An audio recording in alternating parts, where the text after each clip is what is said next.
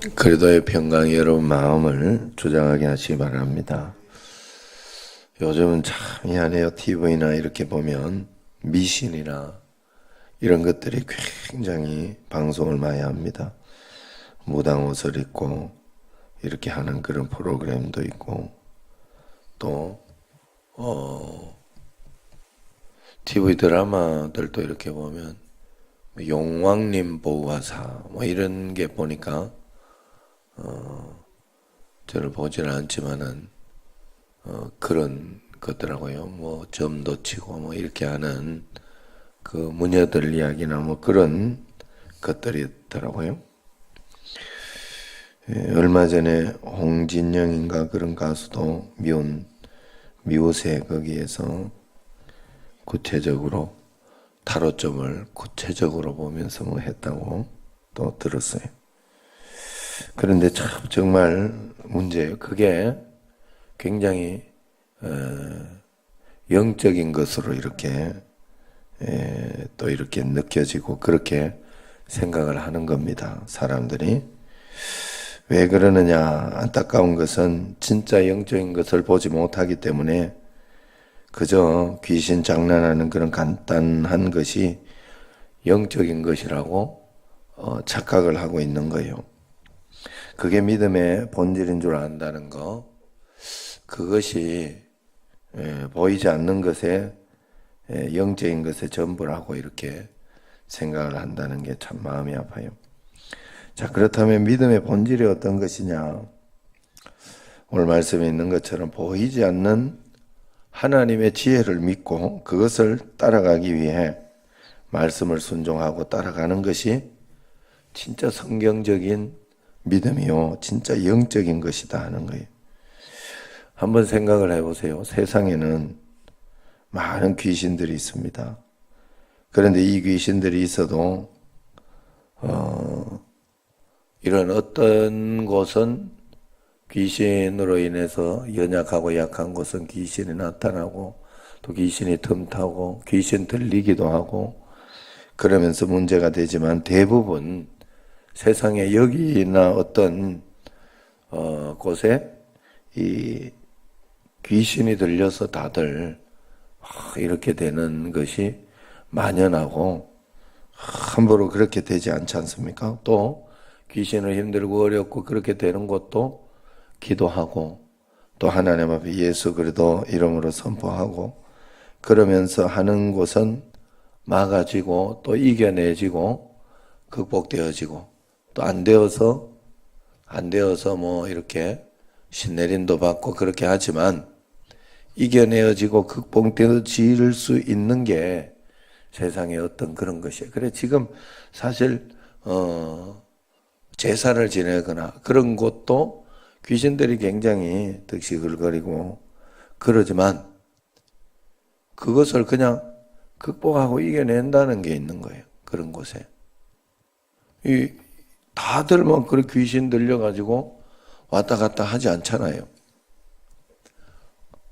무엇인가 그 하나님의 그 무엇인가가 콱 붙잡고 있다는 거예요. 이겨내고 있다는 거예요. 이겨내고 있다는 거예요. 그게 진짜 영적인 것이다 하는 거예요. 기본적으로 온 세상이 마귀 노름이 되지 않게 막고 있는 자체가 영적인 거예요. 하나님의 섭리가 있고 하나님의 역사하심이 분명히 있기 때문에 그런 것입니다. 아무리 그렇다고 해도 하나님이 허락하지 않으면 안 된다고 믿는 것이 바로 우리가 진짜 영적으로 믿는 것입니다. 우리는 이 하나님의 섭리와 지혜를 다 알 수가 없습니다. 그러므로 우리는 믿음으로 매일매일 주님 앞에 영적으로 반응하며 주님을 믿어야 됩니다. 어떤 믿음이 영적이고 진짜인 믿음일까? 일단 우리가 예수님이 나를 위해 십자가에 못 박혀 죽으셨다 하는 것을 믿는 게 진짜 영적인 믿음이에요. 예수님이 십자가에서 나를 위해 죽으셨다면 이제 나를 위해 죽으셨다면 내게 일어나는 모든 사건, 모든 환경, 어떤 그런 것들에 있어서 내가 두려워하고 걱정하고 하는 그런 일이 있을 이유가 없다는 거예요. 왜 그러냐? 십자가에서 자기 아들을 희생해서까지 나를 건져주신 분이 뭐가 그리 할 일이 없어서 나에게 필요 없는 개고생 같은 것을 일부러 시키겠냐 하는 거예요. 하나님이 내게 허락하셨으면 무엇인가 분명히 이유가 있고 분명히 하나님 앞에서 내가 배워야 할 것이 있고 그러면서 내가 살아가야 되겠다. 그걸 깨닫고 그렇게 살아가고 하나님 앞에 그게 믿어지는 사람이 진짜 영적인 사람이다 하는 거예요. 그러므로 내게 일어나는 모든 사건과 환경을 하나님이 내게 날 사랑하셔서 허락하신 것이다. 십자가에 못 박혀 날 위해 죽으신 분이 이걸 허락하셨다면 무언가 이유가 있고 무언가 하나님 앞에 내가 받을 만한 것이 있다라고 믿는 것이 영적인 믿음이다. 진짜 믿음이다. 할렐루야. 그게 첫 번째 우리의 영적인 믿음인 줄로 믿습니다. 자, 그런데 이 두 번째 이 영적인 믿음은 어떤 것이냐? 그 첫 번째 믿음을 뒷받침하는 믿음이 우리에게 꼭 있어야 됩니다. 이 믿음은 우리가 첫 번째 믿음만 내가 나는 하나님이 그런 것을 믿습니다 하고 믿는데 나는 하나님을 믿는단 말이에요. 하나님이 어떤 상황과 환경에도 나를 건져주실 걸 믿고 또 그렇다. 하나님은 더 좋은 거 주신다. 더 좋은 거 주신다라고 믿는다고 하는데 그 믿음이 연약한 거예요. 그 믿음이 아직 힘과 능력을 발휘하지 못하는 거예요. 그래서 이 두 번째 믿음이 우리에게 뒷받침이 돼줘야 돼요. 두 번째 믿음이 뭐냐? 그건 바로 내가 하나님 앞에서 예배하고 기도하고 말씀에 순종하는 것이 뒷받침이 될 때 이 믿음이 효력이 생기고 아 진짜구나라고 하나님이 인정하는 거예요. 그래서 역사가 일어나는 거예요. 참 신기한 거는요. 세상을 살아가면서 저도 신앙 정말로 하나님을 믿어보자 라고 하면서 믿는 것을 이렇게 실천하고 믿음으로 살아보면서 깨달은 게 뭔가 하면 보이지 않는 우리 인간에게 보이지 않는 진짜 믿음이 삶 속에서 역사를 일으키게 하는 거구나. 난 그걸 깨달았는데 여러분들이 이걸 깨달아야 돼요. 내가 보이지 않는 곳에서 흔들리지 않고 하나님이 정말 역사하실 것이고 하나님 신뢰합니다. 바라봅니다 하고 그 주님을 신뢰하고 바라보면서 딱 든든하게 가면 그 믿음 때문에 보이지 않는 곳에서 이 믿음 때문에 삶 속에 역사가 일어난다니까. 이게 막 꼬였던 것들도 일이 풀리고 또 나빴던 일들이 좋아지더라니까. 보이지 않는 곳에 믿음이 있는 거구나. 나는 그걸 어느 날 깨닫고 깜짝 놀란 거예요. 그래서 흔들리지 않으려고 그러려고 굉장히 노력을 합니다. 자, 그런데 내가 보이지 않는 곳에 그 믿음이 흔들리지 않고 잘 되려고 하면 말씀과 기도 순종이 하지 않으면서 이렇게 믿는다는 것이 거짓이 된다는 거예요. 말씀과 기도 그리고 내가 하나님 말씀에 순종하는 것이 내가 보이지 않는 곳의 믿음의 바로미터가 되는 거예요.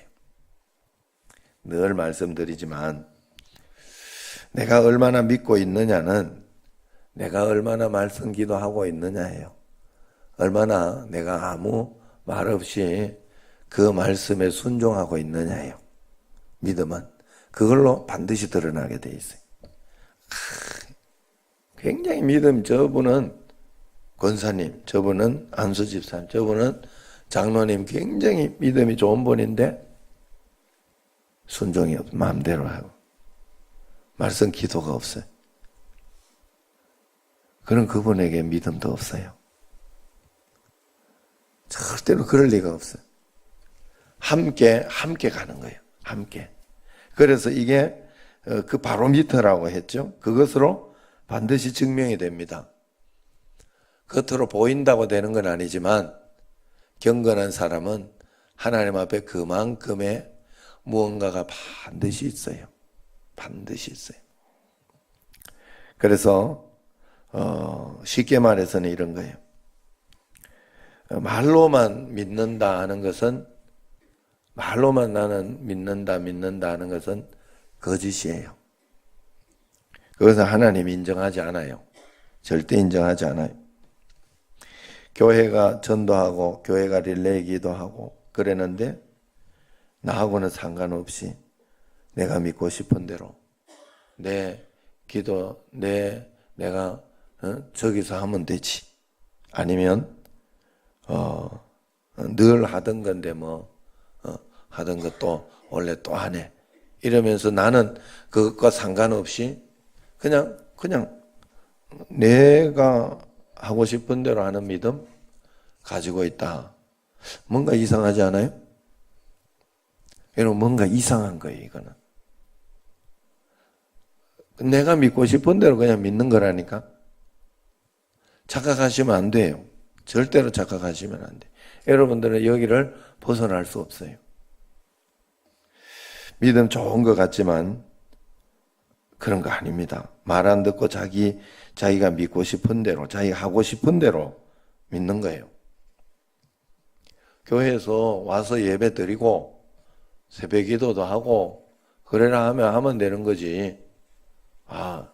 내가 어느 날 음성을 들었는데 교회 가지 마라 그랬더라. 그러면 안 와버려. 거기에 맞추면 안 되는 거예요. 그건 잘못된 믿음이라니까. 가끔씩 11조를 하거나 이렇게 할 때 이름을 안 적거나 하나님만 알면 되지. 믿음 좋은 거 같죠? 믿음 좋은 거 아니에요? 그러면 담임 목사한테 이야기하고 그래서 안 적는 건 괜찮아요. 목사님, 제가 이렇게 할 겁니다. 그런데 또 이름 나오는 거를 원치 않습니다. 해서 어떤 분의 이름 옆에다가 무명으로 해주세요. 이렇게 적기도 하고 그렇게 해요. 그건 괜찮아요. 그런데 아니면 아예 그렇게 안 적고 그냥 이렇게 하고 목사님 알도록 저한테는 이야기를 해놓는 게 좋아요. 평신도가 초신자가 그만한 믿음이 절대 있을 수 없어요. 그러려면 차라리 담임 목사가 그래 한다면 그거 모르겠어요. 여러분, 그걸 그냥 넘어가서 하면 그게 믿음 좋은 것 같고 그렇게 하자면 절대로 아니에요. 절대로 아니에요. 그걸 넘기면 안 됩니다, 여러분들이. 그래서 하나님 앞에서, 언제나 주님 앞에서 가장 기본적인 어떤 그런 것들을 함께 해야 돼요. 함께 해야 돼요. 함께 해야 돼요. 교회에서도 이렇게 봉사하고 이렇게 할 때도 그저 보이지 않게 하는 게 중요하다니까요. 보이지 않게.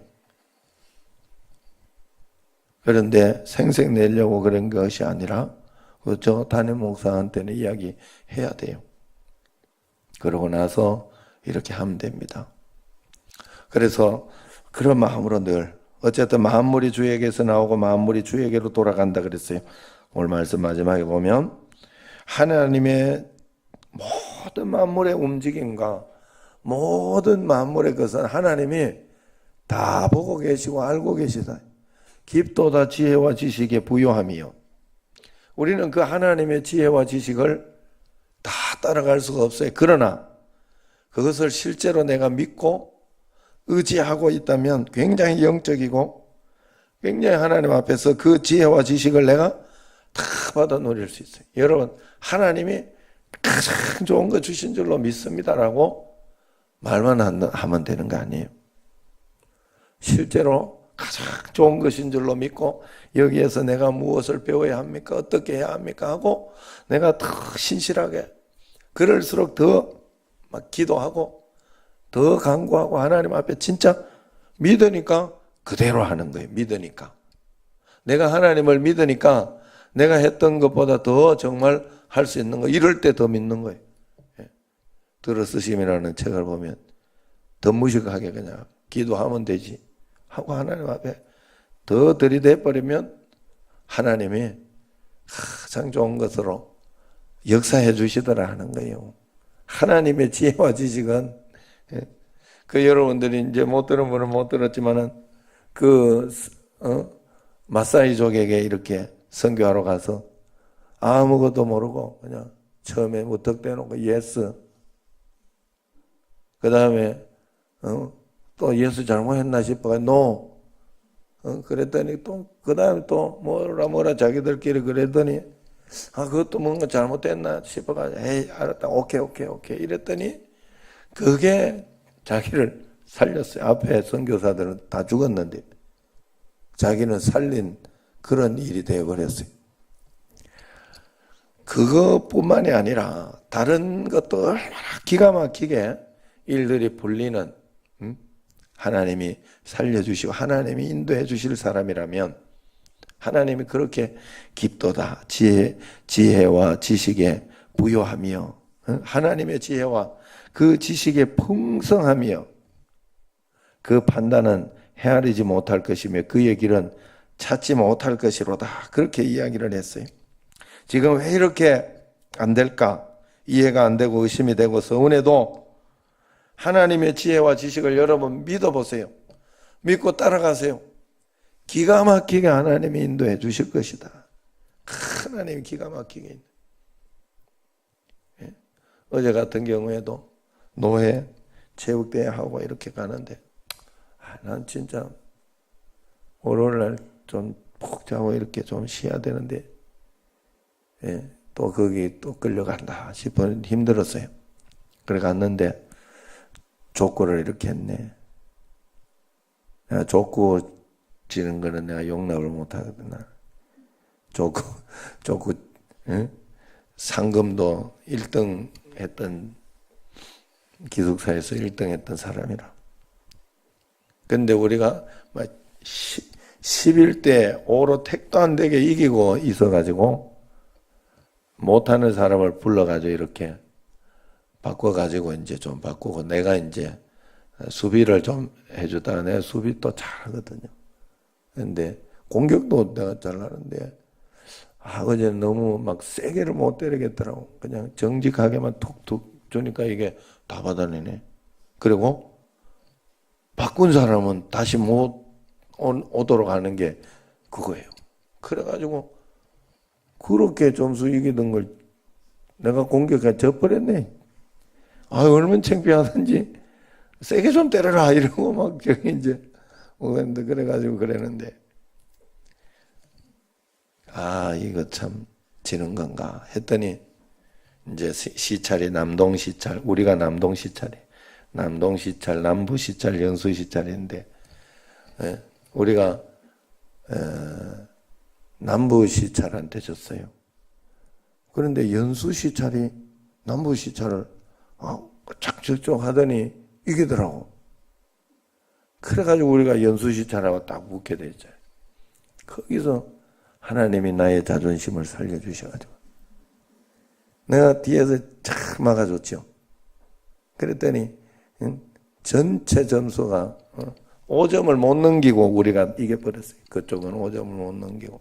그래가지고 중간에 또 점수 차이 나니까 너 막 바꾸려고 그래. 하지 마라. 일단 그냥 하죠. 그래가지고 진짜 내가 다 받아줬어요.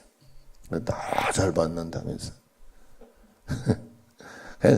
그런 것도 그냥 별거 아니고 아무 일도 아니지만 나는 마음속에 굉장히 좋았어요. 아이고 하나님 나 자존심 살려줬다. 또 배구 같은 것도 또 뭐 그런 경우도 있었고 여러 가지 재밌는 일이 있었는데 어쨌든 여러분 하나님의 지혜와 지식을 여러분들이 꼭 믿으세요.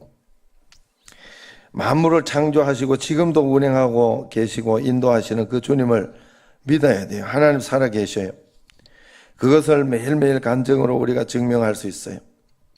답답하고 저도 힘든 거 많은데 신기한 것은 하나님께서 간증을 주셔야 그런 가운데도 간증을 주시고 하나님이 인도해 주시는 게 보이고 답답한 것만 있지 않고 답답한 일들 가운데도 간증을 주시고 왜냐하면 거기 간증은 어떤 간증인가 하면 아직 반전이 일어나지 않아도 거기에도 간증이 있어요. 어떨 때는 깨달음이 있고 어떨 때는 그것 때문에 내가 그런 가운데도 덜 크게 막 문제가 생겨야 되는데 덜 문제가 생기면서 간증이 있는 어떤 그런 것들이 있어요. 살만하게 해준다니까 마치 이런 것과 똑같아요. 우리 어머니가 7번 도망갔다 했잖아요. 그 도망갈 때 첫 번째 도망갈 때 애들 데리고 부산에 갔는데 오도 가도 할 수가 없는데 거기에서 어떤 분이 그 통금 시간이 다 됐는데 우리 어머니를 그 부산에 있는 그 이모 집으로 이모 집 찾기가 쉽지 않거든요. 부암동 얼마였는데 그때만 해도 그거 막 그 내 길 그 천 뭐 옆에 어디 집이었거든. 거기를 찾아주고 가가지고 그래가 지금도 어머니가 몇 번을 이야기하더라니까요. 야 그때 하나님의 천사가 나에게 와가지고 그렇게 돌봐주지 않았으면 나는 그때 어쩔 뻔했을까? 어디에 끌려가고 어떻게 팔려갈지도 몰랐을 것 같다 이러면서 두려워하고 아직도 그걸 간증하더라. 쫓겨가는 상황인데도 간증이 있었던 거 아니에요. 하나님이 그렇게 살려줘가지고 지금의 본인들이 있다고 생각을 하는 거잖아요. 하나님은 그렇게도 간증을 주시고 저도 이렇게 한쪽은 이렇게 그런데도 또 다른 쪽은 굉장히 또 간증을 많이 주셔요. 예? 미국에 있는 애 쪽은 또 간증이 굉장히 그래 많아요. 그래서 여러분 우리가 하나님 앞에서 거부할 수 없는 하나님의 은혜를 하나님은 분명히 경험하게 해주시니까 우리가 그 은혜가 너무 큰 거예요. 그래서 그 주님을 만나면서 신뢰해야 됩니다. 34절 35절 한번 같이 읽어보겠습니다. 누가 주의 마음을 알았느냐? 누가 그의 모사가 되었느냐? 누가 주께 먼저 드려서 갚으심을 받겠느냐? 누가 그러겠어요, 여러분? 오늘 누가 주의 마음을 알고 그의 모사가 되겠어요? 내가 돼야 되지 않겠습니까? 믿음으로, 하나님을 믿는 믿음으로 오늘 모든 상황과 환경 가운데 흐트러지고 답답하고 힘들어도 나는 하나님 말씀대로 순종하며 따라가 보겠습니다. 나를 써주십시오. 나를 써주십시오. 내가 그 사람이 되겠습니다. 하나님, 그런 고백하며 내가 주의 모사가 되겠습니다. 내가 주의 일꾼이 되겠습니다. 하나님이 쓰실 만한 내가 먼저 하나님께 드려 갚으심을 받도록 하겠습니다 하는 그런 마음으로 주님 앞에 내 자신을 드려야 할 줄로 믿습니다. 만물이 주에게서 나오고 주로 말미암습니다. 하나님의 지혜와 지식의 부요함은 내가 내 적은 지식으로 따라가려고 하지 말고 전적으로 믿으려고 하고 전적으로 신뢰하려고 하고 그거 하기 위해서 말씀과 기도 생활 내게 일어나는 모든 신앙생활을 신실하게 주님 앞에 드릴 수 있는 여러분과 제가 되기를 주의 이름으로 축원합니다. 기도하겠습니다. 하나님 아버지 그 지혜와